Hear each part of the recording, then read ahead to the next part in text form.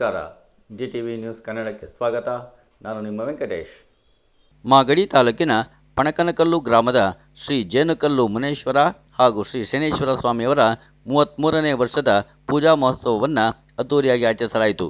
ಭಕ್ತರುಗಳು ಹೆಚ್ಚಿನ ಸಂಖ್ಯೆಯಲ್ಲಿ ಆಗಮಿಸಿ ಪೂಜಾ ಮಹೋತ್ಸವದಲ್ಲಿ ಭಾಗಿಯಾಗಿ ದೇವರುಗಳ ದರ್ಶನ ಪಡೆದರು.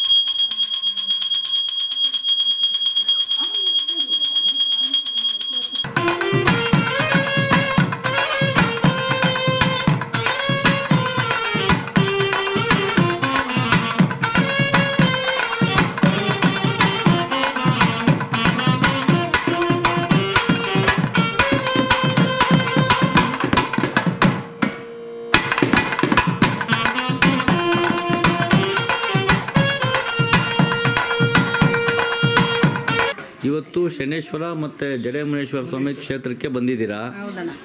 ನಿಮಗೆ ಇಲ್ಲಿ ಬಂದಾಗಿಂದ ಏನು ಒಳ್ಳೇದಾಗಿದೆ? ಯಾವಾಗಿಂದ ಬರ್ತಾ ಇದ್ದೀರಾ ನೀವು? 4 ವರ್ಷದಿಂದ ಬರ್ತಾ ಇದ್ದೀವಿ ನಾವು. 4 ವರ್ಷದಿಂದ ಬರ್ತಾ ಇದ್ದೀವಿ. ಏನೋ ಭಗವಂತ ಎಲ್ಲರಿಗೂ ಒಳ್ಳೇದು ಮಾಡ್ತಾನೆ ಭಕ್ತಾದಿಗಳಿಗೆ. ನಾವು ಬರ್ತಾ ಇದ್ದೀವಿ. ಎಲ್ಲಿಂದ ಬರ್ತೀರಾ? ನಾವು ತಿರುಮಲಿಯಿಂದ ಬರ್ತಾ ಇದ್ದೀವಿ. 4 ವರ್ಷ ಆಯಿತು ದೇವಸ್ಥಾನ ಮಾಡಿ ಸರ್. ದೇವಸ್ಥಾನ 4 ವರ್ಷದಿಂದ ಭಕ್ತಾದಿಗಳು ಬರ್ತಾರೆ. ವರ್ಷ ಇಡೀ ವರ್ಷ ಜಾತ್ರೆ, ಹೋಮ, ಪುಣ್ಯ, ಕತೆ ಎಲ್ಲ ನಡೀತದೆ. ಇವತ್ತು ನೈಟ್ ಕತೆ ಐತೆ. ಇಷ್ಟು ಉದ್ಧಾವ ಮಾಡಿಕೊಂಡು ಪೂಜೆ ಜನ ಭಕ್ತಾದಿಗಳಿಗೆ ಅನ್ನ ಸಂಪಾದನೆ ಮಾಡಿಕೊಂಡು ಏನೋ ಅವ್ರ ಕೈಲಾಗಿದ್ದು ಅವರು ದಾಸ ಧಾನ್ಯ ಅವ್ರ ಕೈಲಿ ಏನಾಯ್ತದೆ ಅದನ್ನು ಆ ಭಗವಂತನ ಸನ್ನಿಧಿಗೆ ಕೊಡ್ತಾರೆ. ಒಳ್ಳೇದಾಯ್ತದೆ. ಎಲ್ಲಿಂದ ಬರ್ತೀರ ತಾವು? ನಾವು ಮೋಟನಹಳ್ಳಿಯಿಂದ ಸರ್. ಎಷ್ಟು ವರ್ಷ ಆಯಿತು ತಾವು ಬಂದು? ನಾವೊಂದು 4 ವರ್ಷ 5 ವರ್ಷದಿಂದ ಬರ್ತೀವಿ ಸರ್. ನೀವು ಇಲ್ಲಿ ಬಂದಮೇಲೆ ನಿಮ್ಗೆ ಏನೆಲ್ಲ ಅನುಕೂಲ ಆಗಿದೆ? ಒಳ್ಳೆಯದೇ ಆಗುತ್ತೆ ಸರ್. ನಮ್ಮ ಹೆಸರು ವೆಂಕಟಗಿರಿ ಅಂತ. ನಾವು ಬೆಂಗಳೂರು ಸುಂಕುತೋಟೆಯಿಂದ ಬಂದಿದ್ದೀವಿ. ನಮ್ಮ ಮೈನವರು ನಮಗೆ ಪರಿಚಯ ಆದರು. ನಾವು ಅಲ್ಲಿ 2 ವರ್ಷದಿಂದ ಅವರು ನಮ್ಮ ಮನೆಗೆ ಬಂದಿದ್ದರು. ಅಲ್ಲಿ ನಮಗೆ ಮಾಡಿಕೊಟ್ಟಿದ್ರು. ಅಲ್ಲಿ ಒಳ್ಳೆಯದಾಗಿತ್ತು. ಈಗ ತಿರುಗಿ ಯಾಕೋ ಒಂದು ಸ್ವಲ್ಪ ಏರುಪೇರಾಗಿದೆ. ಅದಕ್ಕೆ ನಾವು ಅಲ್ಲಿ 2 ವರ್ಷದಿಂದ ಇಲ್ಲಿ ಬರ್ತಾಯಿದ್ದೀವಿ.